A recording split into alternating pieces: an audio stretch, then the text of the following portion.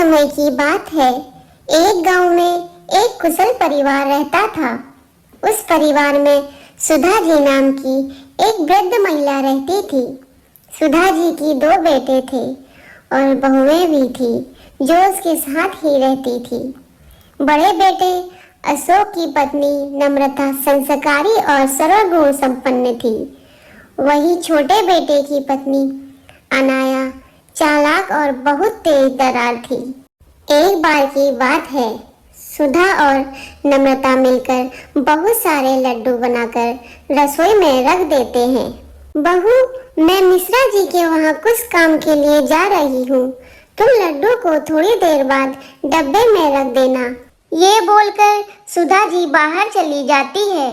नम्रता अपने बेटे की आवाज़ सुनकर उसे देखने चली जाती है। तभी अनाया रसोई में आती है। शुद्ध देसी घी के लड्डू देखकर उसके मुंह में पानी आ जाता है और एक लड्डू खा लेती है। वाह, इतने इतने स्वादिष्ट लड्डू मैंने कभी नहीं खाए। एक काम करती हूँ, सारे लड्डू डिब्बे में रख देती हूँ और एक एक करके खाऊंगी। एक प्लेट में ही छोड़ दूंगी, जिससे किसी को मुझ पर शक भी नहीं होगा और मैं आराम से खा भी पाऊंगी। वह लड्डू की प्लेट उठाकर एक डिब्बे में भरकर चुपके से अपने कमरे में ले जाती है और प्लेट में एक लड्डू वहीं छोड़ देती है। अपने कमरे में जाकर अनाया पेट भर लड्डू खाती है। पेट भर जाने पर वह लड्डू के डिब्बे को छुपा देती है। नम्रता अपने बेटे कार्तिक को सुला रही थी, तभी सुधा की सास घर आ जाती है। नम्रता, अरे ओ नम्रता! नम्रता सास की आवाज सुनकर भागी हुई आती है। जी माँ जी, आपने बुलाया? बेटा, जरा चाय बना देना और हाँ, लड्डू भी ले आना, 1-2 खा लूंगी। नम्रता रसोई में जाती है और लड्डू की खाली प्लेट देखकर चौंक जाती है। नम्रता बोलती है, लड्डू कहाँ गए? मैंने तो डिब्बे में भी नहीं देखे और न मैं डिब्बे में रखे, तो एक ही लड्डू है। अभी माँ को कैसे बताऊं? नम्रता सुधा जी को जाकर बात बता देती है। माँ जी, लड्डू रसोई में नहीं है, मैंने वहीं रखे थे पर अब नहीं मिल रहे। क्या? लड्डू तो मेरे सामने ही बनाए थे मैंने, फिर कहाँ गए? पता नहीं माँ जी, कार्तिक रो रहा था तो मैं कार्तिक के पास चली गई थी, उसे सुलाकर अभी आपकी आवाज़ सुनकर आ रही हूँ। सुधा जी रसोई में जाती है। अनाया लड्डू से भरा मुंह लेकर जल्दी जल्दी साफ करती है और रसोई में आती है। क्या हुआ मम्मी जी, आप गुस्से में क्यों हो? बहू, यहाँ लड्डू के प्लेट रखे थे, अब देखो इसमें एक भी लड्डू नहीं, पता नहीं कौन खा गया। शुद्ध घी के लड्डू थे। तभी अशोक और राहुल भी आ जाते हैं और रसोई से लोगों की बात को देखकर दोनों रसोई में आते हैं। अशोक अपनी माँ से मजाक में कहता है, क्या हुआ माँ, क्या हुआ? किस गहन विषय पर चिंतन कर रहे हैं? देखो ना बेटा, शुद्ध घी के लड्डू बनाए थे, पता नहीं कौन खा गया, अब इसमें एक भी नहीं है। जी, आपके बाहर जाने के बाद तो नम्रता दीदी ही थी ना रसोई में, शायद उन्होंने तो नहीं खा लिए। ये क्या बोल रही हो तुम? मैं तो कार्तिक के पास गई थी। सुधा जी और घर के सभी सदस्य अनाया की बात पर विश्वास कर लेते हैं और नम्रता के खिलाफ हो जाते हैं। सभी नम्रता को खूब सुनाते हैं तो वो रोने लगती है। अनाया बहुत खुश होती है। वो खुद की कहती है, इन लोगों को बेवकूफ बनाना कितना आसान है। कुछ देर बाद सासू जी काजू और बादाम खरीद कर लाती है। नम्रता को संभाल कर रखने के लिए कहती है। सुधा जी यह कहकर चली जाती है। नम्रता काजू और बादाम के डिब्बे को अलमारी में रख देती है। अनाया काजू और बादाम का डिब्बा देख लेती है और रोज मुट्ठी भर भर कर खूब काजू बादाम खाती है और इसी तरह एक ही हफ्ते में काजू बादाम भी खत्म हो जाते हैं। नम्रता, तुझे काजू बादाम लेकर दिए थे, तू तो दिखा भी नहीं रही, कहाँ रख दिए हैं? हमें भी दिखा दे, हम भी दर्शन कर लेंगे या मंदिर में रखकर पूजा कर लेगी। जी माँ जी, अलमारी में रखे हैं, अभी लेकर आती हूँ। बोलकर नम्रता रसोई में जाती है और काजू बादाम का डिब्बा निकालती है, पर डिब्बे में तो काजू बादाम न के बराबर थे।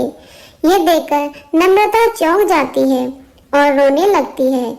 नम्रता की रोने की आवाज़ सुनकर सुधा जी और घर के सारे सदस्य रसोई में आते हैं। नम्रता को रोता देखकर सुधा जी बोलती है, अरे क्या हुआ, रो क्यों रही हो? जी, काजू बादाम यहीं रखे थे, पता नहीं कहाँ गए। कुछ 4 दिन पहले ही तो लाई थी काजू बादाम का डिब्बा और खत्म भी हो गया। अनाया अपनी चोरी छुपाने के लिए फिर नम्रता पर इल्जाम लगा देती है और कहती है, पिताजी खाने का मन था तो खाइए, लेकिन ऐसे चोरी करना ठीक नहीं है दीदी। नहीं, इस घर में क्या हो रहा है, खाने की भी चोरी? अरे बहू, थोड़ा बहुत दूसरों को भी चखा दिया करो, इस घर में और भी लोग रहते हैं। यह बोलकर चले जाती है और नम्रता रोने लगती है। कुछ दिन बाद अनाया की दोस्त रिया का फोन आता है। हेलो अनाया, कैसी हो? ठीक हूँ, और तुम बताओ, इतने दिनों बाद कॉल किया? यार, घर के काम में ना बिजी रहती हूँ। चलो ना, हम दोनों कल मिलते हैं, शॉपिंग करेंगे, खाएंगे पीएंगे। अच्छा ठीक है, कल मिलते हैं। वैसे भी शादी को 2 महीने हो गए, कहीं घूमने भी नहीं गई मैं। राहुल तो टाइम भी नहीं देते, है ना? तो कल मिलते हैं, तू तैयार है ना? नाया खुद से कहती है, मैंने रिया को हाँ बोल तो दिया है, पर पैसा कहाँ से लाऊंगी? बाहर जाने का मतलब पैसों का खर्च होना। अब अनाया पैसों के जुगाड़ में लगी है। वो सुधा जी के कमरे में गुजरती है, तभी अशोक सुधा जी को 10,000 रुपए रखने के लिए देता है। अब रात होते ही अनाया सुधा जी के कमरे में जाती है और 10,000 रुपए की गड्डी चुरा लेती है। सुबह होते ही अशोक 10,000 रुपए मांगता है। वो 10,000 दिए थे ना, वो देना दोस्तों को वापस करने के लिए, वह लेने के लिए आ रहा है। सुधा जी कमरे में पैसे लेने जाती है। जैसे ही अलमारी खुलती है तो पैसे कहीं नहीं मिलते। सुधा जी चिल्लाती है। खाने की आवाज सुनकर सुधा जी के सभी सदस्य सुधा जी के कमरे में जाते हैं। क्या हुआ माँ, अब चिल्ला क्यों रही हो और इतनी घबराई हुई क्यों हो? मैंने यही 10,000 रुपए रखे थे, अब नहीं है, पता नहीं कौन लेकर चला गया। नहीं है मतलब? माँ, वो पैसे मेरे दोस्त के थे, वो आने वाला है, मैं कहाँ से लाकर दूंगा उसे? नहीं, ये काम बाहर के आदमी का तो नहीं है, लेकिन हमारे घर में तो कोई आता जाता भी नहीं है। हाँ, आप सही कह रही हैं, अब मैं पुलिस को ही बुलाता हूँ। हाँ हाँ, यही ठीक रहेगा। हमारे घर में कुछ न कुछ तो चोरी हो रहा है। अब ये पैसे भी चले गए। बुला ले बेटा, पुलिस को बुला ले। पुलिस का नाम सुनते ही अनाया घबरा जाती है। अशोक का दोस्त पैसे लेने आता है। ये देखकर नम्रता जल्दी से अपने कमरे में आती है और अपने बचाए हुए पैसे लाकर अशोक को दे देती है। नम्रता के पास 10,000 देकर सब लोग नम्रता पर शक करने लगते हैं। ये पैसे कहाँ से आए तुम्हारे पास बहू? ये हमारे बचत किए हुए पैसे हैं।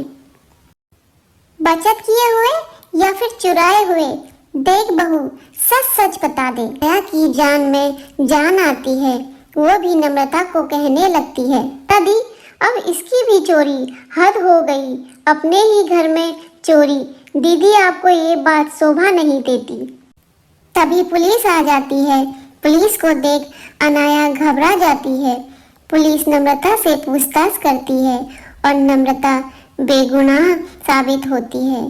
फिर पुलिस जब घर में एक एक कमरे की तलाशी लेती है, अनाया घबरा जाती है, क्योंकि अब पुलिस अनाया की कमरे की भी तलाशी ले रही है।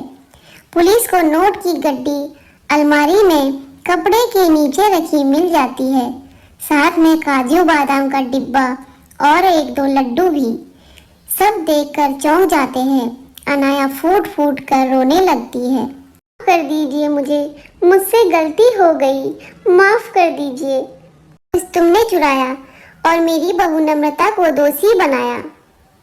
अनाया रोने लगती है और नम्रता से भी माफी मांगती है। मैं आप सब से माफी मांगती हूँ, आगे से ऐसा कभी नहीं करूंगी। नम्रता अनाया को गले लगा लेती है और सुधा जी नम्रता से माफी मांगती है और नम्रता सबको माफ कर देती है और अब सब खुशी खुशी जिंदगी जीते हैं।